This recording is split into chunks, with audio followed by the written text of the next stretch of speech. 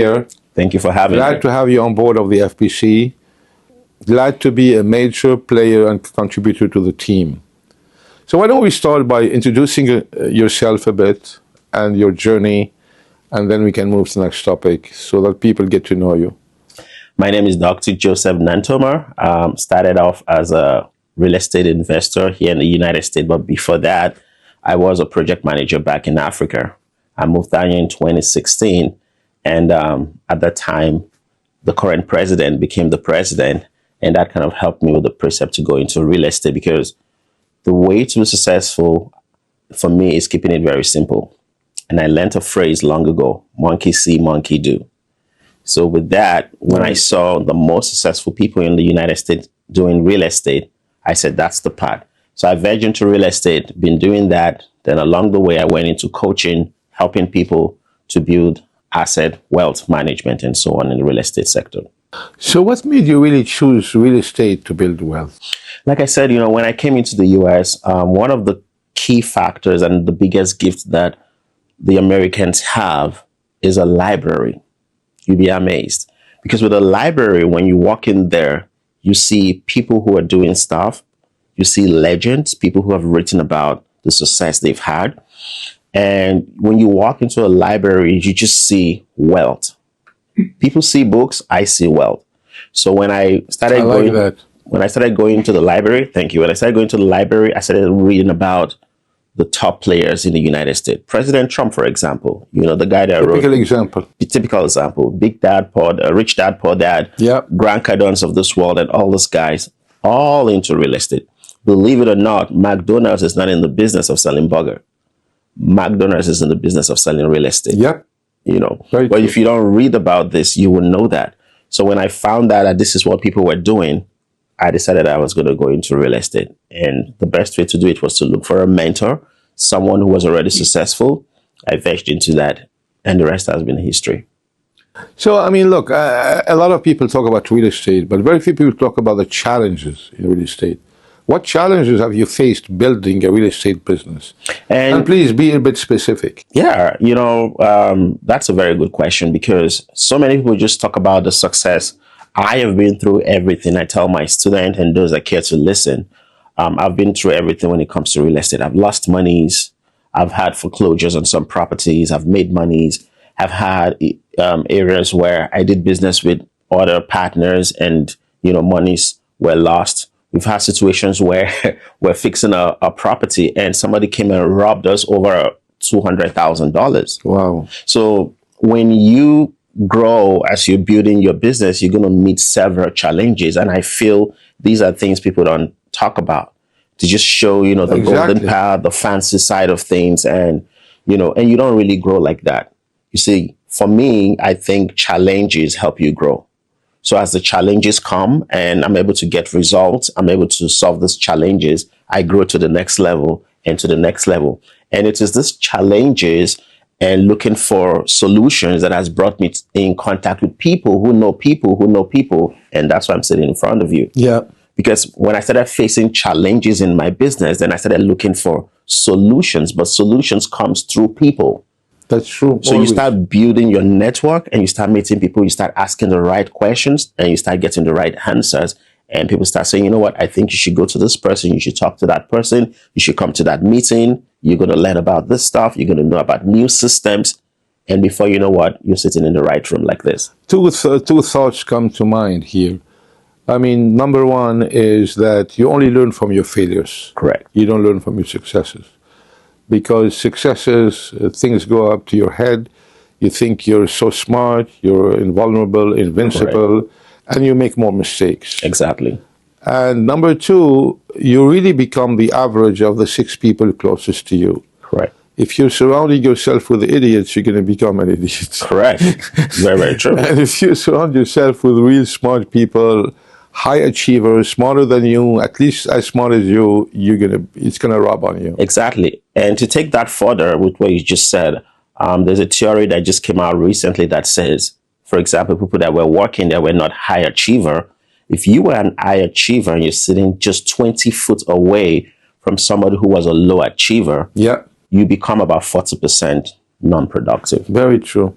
So this is the reason why one of the things that I decided to do in 2025 was to kick away people of mediocrity out of my life. Yeah.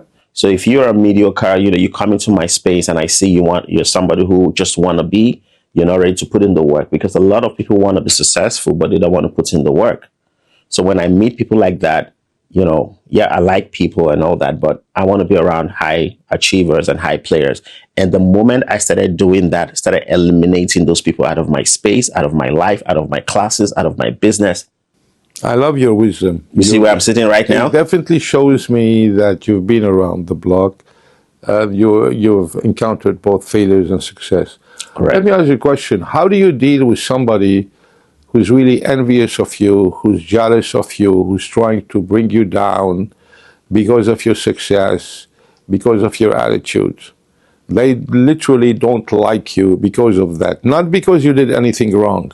How do you deal with that? The truth of the matter is, And there are a lot of them. a lot of And it's them. not just you. Anybody, it's everybody. Yeah. But what I have come to learn, I've lived just, let's say, half of my life. I'm close to 50. I'm probably the youngest person in the room. You don't look 50. That's good. Thank you. I'm 48, getting close to 50. Okay. But, one of the things that I've learned in life is those who hate are always going to hate. You cannot do anything about it. It's all about the mindset of people. When you squeeze an orange, you're not going to get mango juice out of an orange. That's true.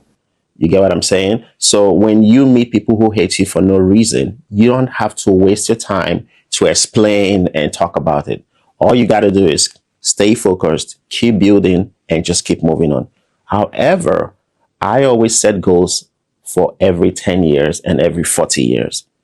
In 10 years, when you look back from where you're coming from, and those people who are hating on you look back, you realize that you've gone way, way further because you are focused. Like Trump said it, winners focus on winning and losers focus on winners. So while they are focusing on us and trying to talk us down, trying to bring us down, we are focused on building new relationships, building our businesses, getting new skills, putting all these things together. And in 10 years, when you look back, you're like, what have I been doing? I've been wasting my time hating on this guy and he's been building. So let's give it time and we'll see the results. You're really a Trump fan. I love it. Yes, I do. I do. And, it's not just that. When I came into the United States, like I said, it was when Trump came in and I saw the way my life picked up. There were a lot of opportunities. I'm an immigrant. There was a lot of opportunities and I did so much. Now, when Trump went out and the next president came, we all saw what our life looked like. And now Trump is back. You can see what we're doing. So it's just black and white, it's night and day. We see it every day. And you just got to speak the truth. You're truly a role model of an immigrant. I wish there were more real legal immigrants like you. Thank you. Thank you. I don't want to get too personal, but this is important for the audience to hear. Some time ago, someone claimed you stole from them, and they published a faceless campaign against you. Do you want to throw more fight into that? How do you deal with somebody like that? I consider myself, very, very humbled, and at the same time, very peculiar to be among the list of people that are called out on social media. Mm-hmm. Because if you're not doing anything great, you're not going to get anybody that's going to hate on you. Yeah. Just imagine, with all due respect, I'm just a daily jobber. I'm someone who's not doing business, a janitor on the street, or just a nobody. Yeah. Nobody's going to spend their time, pay some money, that's true, and call you out. Yeah. And one thing that I've realized in the world that we live in is the moment you're building something great, you're going to meet all kinds of people. I have done business, coaching, training with over 500,000 people in person and online. There is no way on earth I'm going to please every single person. You can never please everyone. Never please every single person. Now, while we're doing business, there are people that will understand, because not everybody who's doing business understands business. True. You get what I'm saying? And yes, there were people that we did business with. We had a few misunderstandings with them where we sold properties and bought properties, and we told them, you got to wait for your turn. Or maybe that transaction didn't go the way we planned. We had pushed it. We're trying to do a cash out, or trying to do some return on investment and things like that. These cases went to court.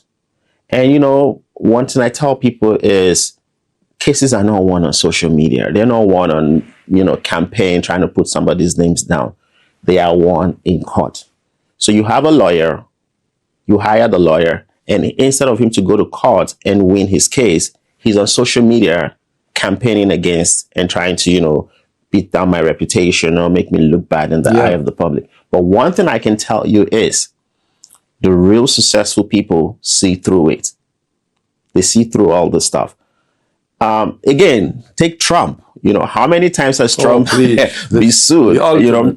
Over 4,000 times. Yeah, thousands of times. I probably have 12 people that hate me in my network. So these things don't move me. When I see the challenges, the way they come, and the people who are doing it, it actually elevates me. I want to do more. I want to help people. But I would say, if you're out there and you see these campaigns, they're not true. People have disagreement when you're doing business. We're resolving it. A lot of them, when they finally finish making noise on social media, they come back and say, let's mediate, let's settle. And we've been settling them. We're still in business. I haven't filed any form of bankruptcy. My companies are still working. We're still buying properties. We bought properties in December. When I leave here tomorrow, I have 4 properties I'm inspecting tomorrow in Miami. So we're still doing business. So if your deal hasn't closed today, it's probably going to close another day. And that's all I have to say about that. I love it. I love your attitude to life. So to close, what does the future hold for you and your brand? Where would you like to see yourself 5 years, 10 years down the road? And most importantly, why are you doing all this stuff? When I came to the United States, I would say I'm one of those people. I believe in God, that God decided to favor as an immigrant. And I believe that God is using me as a precept, as an example, to show a lot of immigrants, especially the ones from Africa, that you can actually come to the United States and you can build something for yourself. In 2017... I love this. Yeah, in 2017, for real, I woke up one morning, opened my computer, and the governor of Wisconsin invited me for dinner. I didn't know anybody in Wisconsin. That's to tell you that the hands of God is still with me. Yeah. So I went to the governor of Wisconsin. In fact, when I saw the mail, I thought it was a scam.